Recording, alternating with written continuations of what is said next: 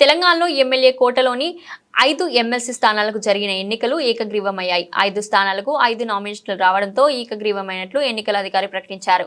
Congress party నుండి 3, BRS నుండి 1, CPI నుండి 1 ఎమ్మెల్సీ అభ్యర్థులుగా నామినేషన్లు దాఖలు చేశారు. దీంతో కాంగ్రెస్ అభ్యర్థులు విజయశాంతి, అద్దంకి దయాకర్, శంకర్ నాయక్, బీఆర్ఎస్ అభ్యర్థి దాసోజు శ్రవణ్, సిపిఐ అభ్యర్థి నెలకంటి సత్యం ఎమ్మెల్సీలుగా ఎన్నికైనట్లు ప్రకటించారు. వీరితో పాటు 6 స్వతంత్ర అభ్యర్థులు నామినేషన్ దాఖలు చేసినప్పటికీ నిబంధనల మేరకు లేవంటూ రిటర్నింగ్ అధికారి తిరస్కరించారు. నామినేషన్ ఉపసంహరణ గడువు నేటి సాయంత్రం 5 గంటలకు ముగిసింది. గడువు ముగిసే వరకు 5 నామినేషన్లు మాత్రమే రావడంతో ఏకగ్రీవంగా ఎన్నికైనట్లు ఎన్నికల అధికారి ప్రకటించారు. ఫేస్ చేసిన వాళ్ళు ఎంత రాజకీయం చేసిరనేది 100 మంది ఎమ్మెల్యేలు వచ్చి ఎంత డబ్బు పెట్టిరనేది మొత్తం మన సంపద మొత్తం వృధా చేశారు, దాచుకున్నారు, దోచుకున్నారు కేసీఆర్ కుటుంబం అంతా. వాళ్ళకి మాట్లాడే అర్హత ఎక్కడ లేదు. ఇప్పుడు కవిత మీద అన్న బీసీ చెప్పిన అధికారంలో గుర్తురాలేదు కానీ బీసీలు ఇప్పుడు గుర్తొచ్చినారు ఆమెకు. కాబట్టి ఇలా నన్ను కాంగ్రెస్ పార్టీ ఇంత పెద్ద పీట వేసింది. ఇలా మహేష్ అన్న బడుగు బలహీన వర్గాలకు చెందిన వ్యక్తి. అందరూ కలిసి ఇలా నన్ను ఒక ఎమ్మెల్సీగా ఇలా కాంగ్రెస్ కుటుంబం నేను ఎంచుకునేందుకు వాళ్ళందరికీ నేను ధన్యవాదాలు తెలియజేస్తా ఉన్నాను.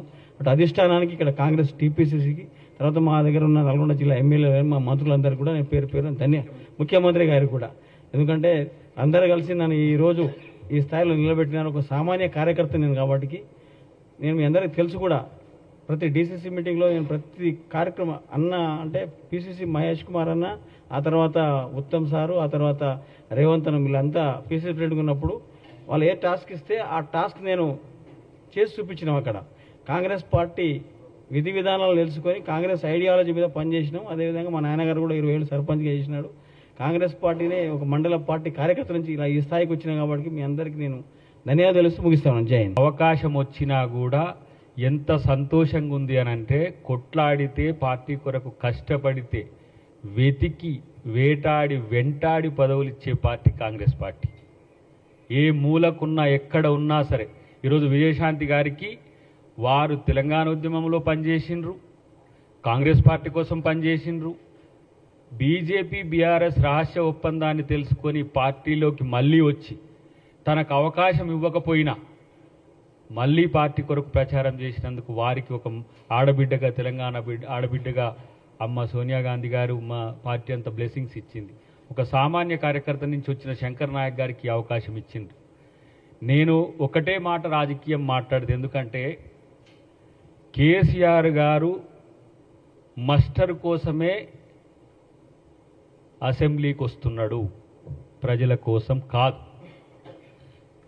బీఆర్ఎస్ పార్టీ ఫ్రస్ట్రేషన్లో ఉంది. స్ట్రేచర్ గురించి మాట్లాడే స్థాయి ఎవరికి ఉంటుందంటే నియంతలకు ఉంటుంది. హిట్లర్ కూడా స్ట్రేచర్ గురించే మాట్లాడింది. మనుషులంతా సమానమే అనేది ప్రజాస్వామిక భావన.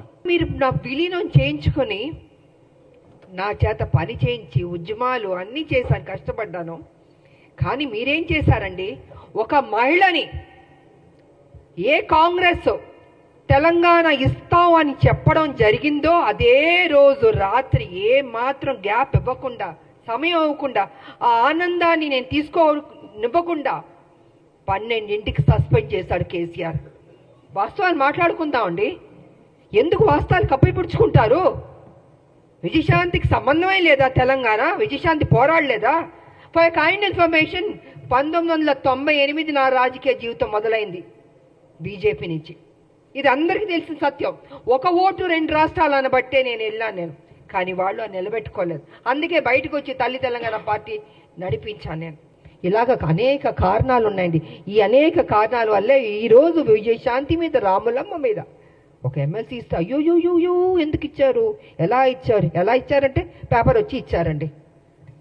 ఎలా ఇస్తారండి? సోనియా గాంధీ గారు ఇచ్చారు, అద్దంకి దయాకర్ గారికి ఇచ్చారు, నాకు ఇచ్చారు, శంకర్ నాయకర్ గారికి ఇచ్చారు.